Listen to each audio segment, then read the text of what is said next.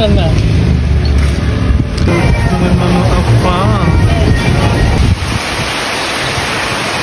Hi guys! A day in my life as a part-time content creator na wala pang sahod at hindi naman sikat sa social media. Ilang araw din tayo hindi nakapag-vlog. Nakakamiss din pala kapag hindi nakakapag-update dito sa social media. And wait, meron akong nakita. Siguradong matatakam ka. May afam po dito sa location namin. Nakakaloka. Super gwapo ng afam. Naka-topless pa. Sabi ng jowa ko, "Uy, wag ka daw maingay. Baka ka marinig." Char! At nandito kami ngayon. Dito sa may afam. Char! Sa Beyond Island pala. Dito yan sa Mualbual, Cebu. Nakapag-unwind din kami sa wakas after sa super busy na work. Time to relax naman. At part pala ito ng celebration ng aking 25th birthday.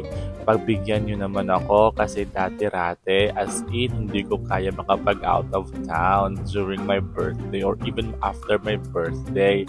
At least ngayon nakakapag-galagala na tayo kahit papaano. Pumunta pala kami dito para matry yung water activities nila.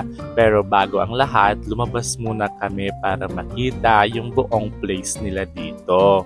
Pero my God, look! Ano ba yun? Maraming afam naman dito. Kahit saan kang tumingin, may afam. Afam doon, afam dito. Ikaw na lang talaga ang magsasawa. O tingnan nyo, di ba?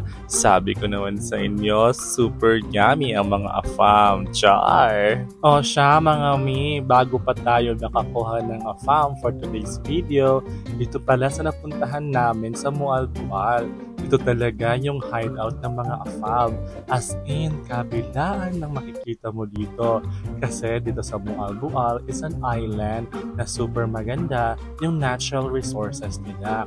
Kaya bet na bet ito yung ating mga kapatid na mga afam. I talked to some people and there are like 60% yung mga foreigner na nandito.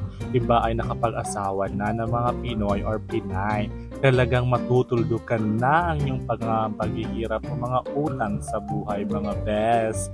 Ako kung pwede lang talaga, mag-a-afam na lang talaga ako dito.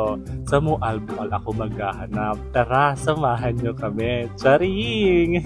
At nakasanayan na talaga namin kapag mag-a-unwind kami. Syempre, hindi pwedeng hindi namin titikman yung mga afam mga pagkain nila dito. Oo, iba yung iniisip. We tried also a coffee shops nila dito at yung sikat na restaurant na nagsiserve sila ng napakasarap na liempo at marami pang iba. At marami ditong kumakain na gabi. At saka yung mga afam dito nasa paligid lang. At pagkatapos namin kumain, syempre hindi talaga kami titigil hanggang hindi kami makahanap ng afam. Pumunta kami dito sa parang inuman naman to.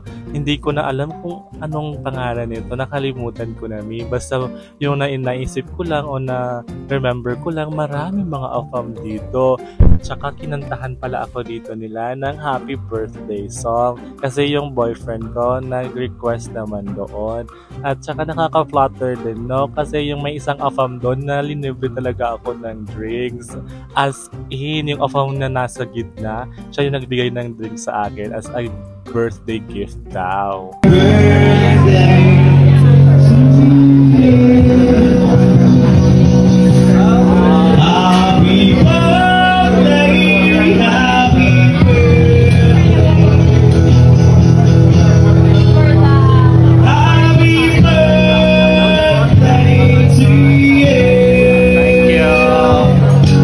At kinabukasan, mga mi, dapat ito yung day na dapat mag-water activities na kami.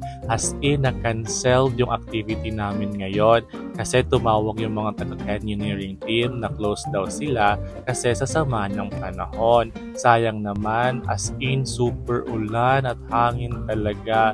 That time, mga mi, wala naman kaming choice kasi delikado naman talaga. Hindi nakipagsabay yung panahon sa kaarawan ko. Nasusunod na lang kasi marami pa naman yan. Kaysa naman i-risk namin yung sarili namin. Life is very important naman. naman. Mabuti na lang talaga na nag-enjoy din kami ng partner ko sa Mualbual. Nag-night party kasi kami, pumunta kami ng mga club doon, as in makakasalamuha mo talaga yung napakaraming afam. Kunti lang talaga yung Filipino na makikita mo doon mga mi, para makakasabi ka na nasa ibang bansa ka talaga. As in, Mualbual has a lot to offer from its people, from its natural resources, at marami pang iba. If you want to visit Cebu, don't forget to get here at Mualbual at experience mo din yung na-experience namin. Tsaka kung mayroon kang mga tanong, comment mo lang sa comment section at pag-usapan natin. At yun lamang po for today's video. Maraming salamat and thank you for supporting my vlog as always. Bye-bye!